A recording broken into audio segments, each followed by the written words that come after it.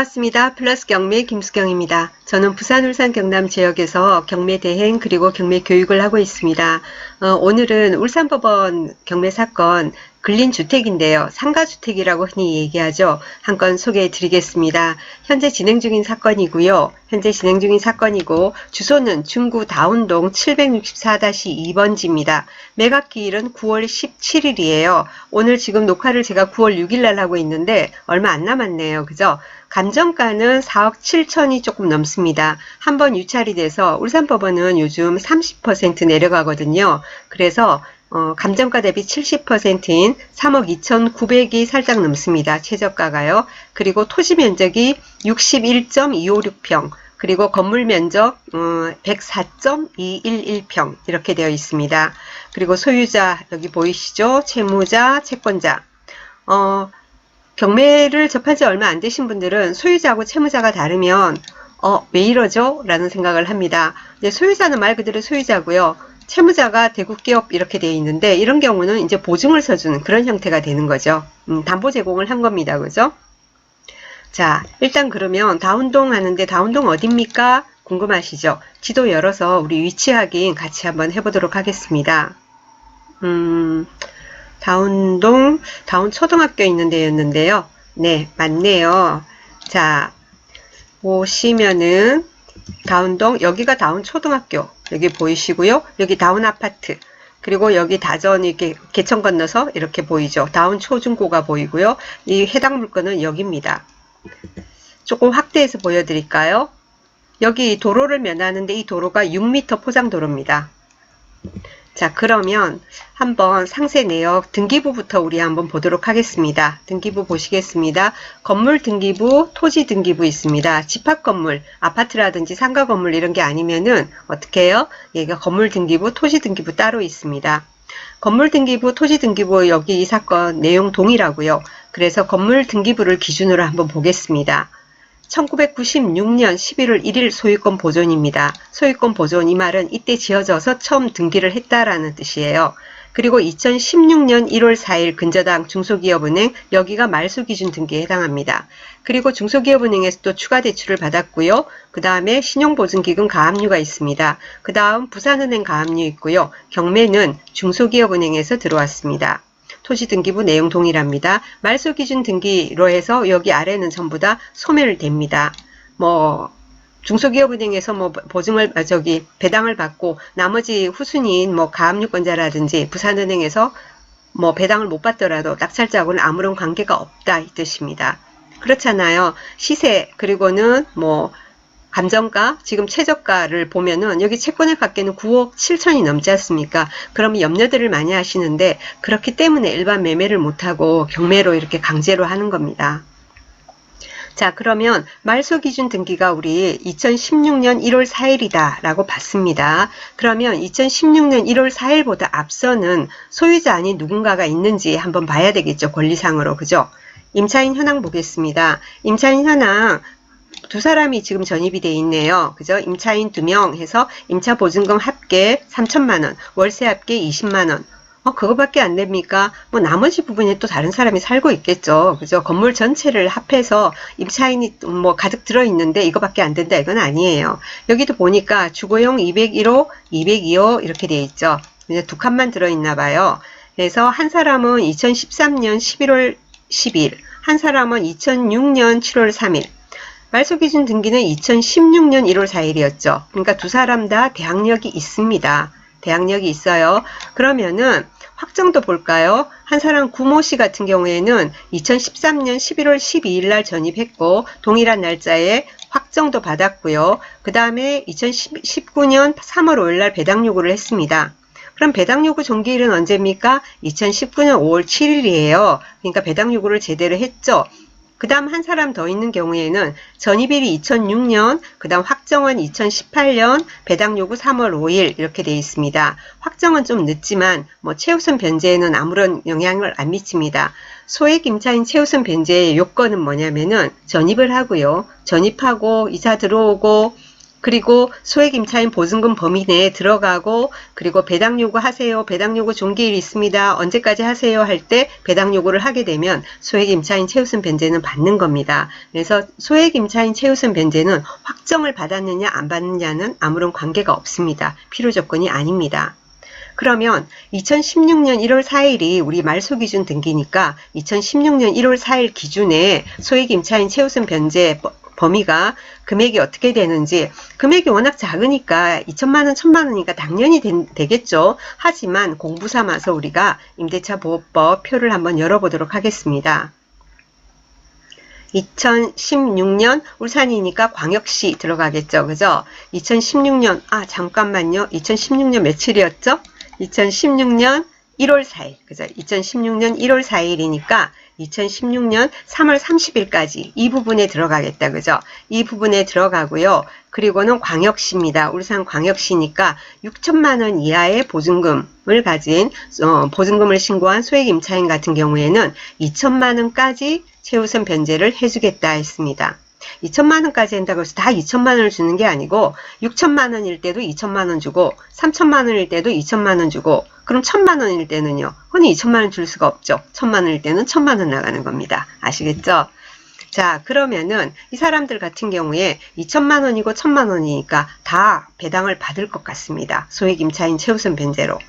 자, 그러면은 배당표 한번 우선 보겠습니다. 예상 배당표, 이게 옥션 사이트에서 제공하는 예상 배당표 틀리는 경우는 거의 없는데 그래도 한번 보겠습니다. 자, 매각 대금 최저가 낙찰 기준입니다. 3억 2,909만 7천원, 경매 비용 430만 8천원, 실제 배당할 금액 3억 2,478만 9천원. 이럴 때 아까 두 사람의 2천만 원, 2천만 원, 또 1천만 원, 1천만 원 이렇게 최우선 변제를 받습니다. 그리고 나머지 남는 돈을 가지고 중소기업은행에서 받습니다. 중소기업은행에서 이렇게 받았는데 또 남는 게 있으면 남는 돈을 가지고 가압류권자, 이 사람들은 채권이죠. 신용보증기금하고 부산은행에서 안분 배당을 하게 되겠죠. 자, 그런데 여기서는 남는 게 없어요. 그죠? 중소기업은행에서 최저가 기준이면은 중소기업은행도 다 못 받습니다. 그렇기 때문에 신용보증기금과 부산은행은 한 푼도 못 받습니다. 그럼 낙찰자 어떡하냐고요? 인수되냐고요? 전혀 그런 거 없어요. 예, 그래서 아까 말소 기준 등기 아래는 다 말소되니까 염려하지 마세요 했죠. 다 소멸됩니다. 다 소멸되니까 그런 부분은 염려 안 하셔도 됩니다. 아시겠죠? 자, 그러면은 이 건물을 보면, 이 건물을 봅시다. 1층, 2층, 상가주택이라고 했잖아요. 근린주택이란 게 상가주택을 말합니다. 자, 그러면은 상가 부분 점포하고 주거용이 같이 있다란 말이죠. 자, 1층이 근린생활시설, 1층이 점포예요. 상가입니다. 그리고 2층이 주택, 3층이 주택 이렇게 되어 있습니다. 이 상가 부분이 현재 공실이래요. 공실. 임차인 없습니다. 임차인 들어오고 했으면 좀 이렇게 상황이 이렇게까지도 안 들어왔을 텐데 왜 공실이네요. 있다가 나갔는지 뭐 한동안 너무 오랫동안 비었는지 주변에 들어올 상황이 못 되는지 임장을 가봐야 되겠죠. 우리가 임장 가서 주위 상권은 어떠한지, 들어올 만한 게 있는지, 주위는 어떻게 움직이고 있는지, 다른 데는 어디 입점에 있다면은 뭐 임대료는 어느 정도로 해가지고 움직이고 있는지 우리가 조사를 해봐야 되겠죠. 그리고 2층 주택은 아까 임차인들 두 가구였었어요. 그죠? 그리고 또 그런데 가보면 두 가구인지 세 가구인지 현황을 가봐야 알겠죠. 원룸이 몇 개인지. 그죠? 원룸, 면적을 보면 2층 면적이 33.517평이에요. 그렇기 때문에 이런 경우 원룸이 두 개가, 원룸이라고 따진다면 두 개가 아니고 더 될 것 같기도 하고, 또 원룸 2로 이루어지면 두 가구일 것 같기도 하고, 현황을 가봐야 알겠습니다. 그런 자료까지는 법원 자료에는 나와 있지 않아요. 그리고 3층에는 아무도 없었는데 3층은 아마 주인 세대가 아닌가 하는 생각이 듭니다. 자, 우리가 그러면은 현황조사서 법원에서 나온 거 있잖아요. 현황조사서라는 것은 경매 신청이 들어오면 법원 집행관이 현황조사를 가거든요. 현황조사를 가서 사람을 만나기도 하고 못 만나면은 못 만나기도 하고 그러는데 또 전입세대 열람을 해서 어떤 사람이 전입되어 있는지 그 조사 결과가 나오거든요. 여기 보니까 점유관계에서 뭐가 되어 있냐면은 임차인 점유에서 아까 말한 두 가구 구모씨, 그 다음에 문모씨, 그리고는 현모씨. 아마 이 사람 이분이 소유자 맞죠? 그러니까 3층에는 소유자가 살고 있는 거예요. 3층은 소유자가 살고 있어요. 그래서 이 건물의 임대료가 3천만 원에 20만 원밖에 안 돼요. 그렇게 생각하시면 안 되고 1층 상가를 내보낼 수 있는 저기 상가가 임대료를 놓는다면 우리가 얼마를 받을 수 있는지 파악을 해야 되고 또 2층도 201호, 202호까지만 있는지 더 있는지도 확인해야 되고 3층은 주인 세대인데 이 주인 세대를 내가 입주한다면 괜찮지만 임대료를 놓는다면 또 어느 정도로 받을 수 있는지 그런 것도 조사를 해야 되겠죠. 이런 물건 같은 경우에는 금액을 보세요. 4억 7천 감정에서 3억 2,900으로 떨어져 있습니다. 그래서 낙찰을 뭐 그 중간선에서 받는다 하더라도 아파트 한 채값, 어지간한 아파트 한 채값 아닙니까? 그래서 요즘같이 상황이 이렇게 안 좋을 때 저 같으면 어제도 그런 말을 제가 했는데 어제 강의에서도 어지간한다면은 저 같으면은 아파트 팔고 아파트 처분하고 이런 걸 하나 마련을 할 것 같습니다. 제가 그런 얘기를 하니까 뭐가 있냐면은 어제 올린 이제 그 영상에 그런 질문이 있었어요. 다가구 주택 이런 거 대출이 얼마나 됩니까? 그랬는데 다가구 주택, 근린주택 이런 부분은 보통 대출을 저는 고객님들 거의 새마을금고 이런 데 연결을 많이 시켜드립니다. 그러면은 뭐 보수적으로 볼 때 낙찰가의 50% 그리고 본인의 낙찰받는 사람의 신용이나 현재 소득 상황이라든지에 따라서 1, 20%더 나오기도 하고 그렇습니다.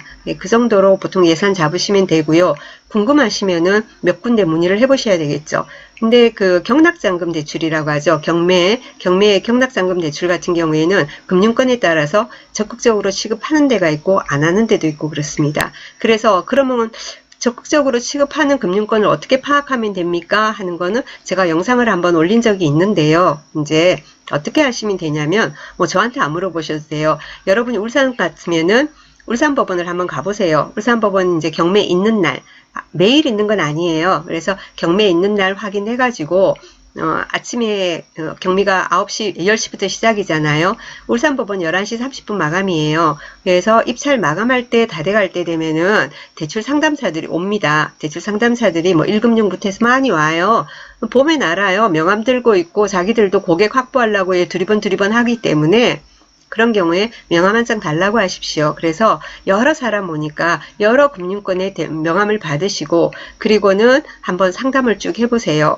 예, 이분들 같은 경우에도 보통 마감할 때 와서 입찰 마감하고 나서 평균 20분, 평균이에요. 평균 20분 정도 지나면 개찰을 하거든요. 그 사이에는 시간이 좀 많아요. 근데 개찰하고 막 발표하고 낙찰 받는 사람 결정되고 이러면은 이 사람들도 그 낙찰 받은 사람을 고객으로 확보해야 되지 않습니까? 그래서 굉장히 바빠요. 그럴 때는 말 시키면 싫어하니까. 그죠? 그래서 그 개찰하기 직전까지는 시간이 있으니까 명함도 받으시고 대출 조건이 어떻게 되는지도 물어보시고 명함을 확보하고 있다가 그 다음에는 전화로 또 물어봐도 되지 않습니까? 여러분 관심 가는 그 경매권 있으면은 이 물건 같으면 대출이 얼마나 나오겠습니까? 이런 것도 문의를 해보시고 그러면 요즘은 적극적으로 하는 사람들 일단 오십시오라고 해요. 오셔서 전화로 하는 것보다 어떤 소득이나 신용관계 이런 것도 확인하면은 생각보다 더 많이 나올 수도 있습니다. 한번 오십시오라는 말도 합니다. 그러면 은행 같은 데 방문해서 뭐 이제 상담해 보시고 대출 가능 금액 확인하시고 내가 가용한 나머지 금액을 또 계산해 보고 이렇게 이제 자금 계획을 세우면 되지 않을까 싶습니다. 요즘 같은 때 저 같으면 다가구 원룸 건물 또는 뭐 근린주택 이런 거 하나 마련하려고 한번 용기를 내볼 것 같습니다. 추천드리겠습니다. 여기까지. 자, 오늘 여기까지 하겠습니다. 들어주셔서 감사합니다.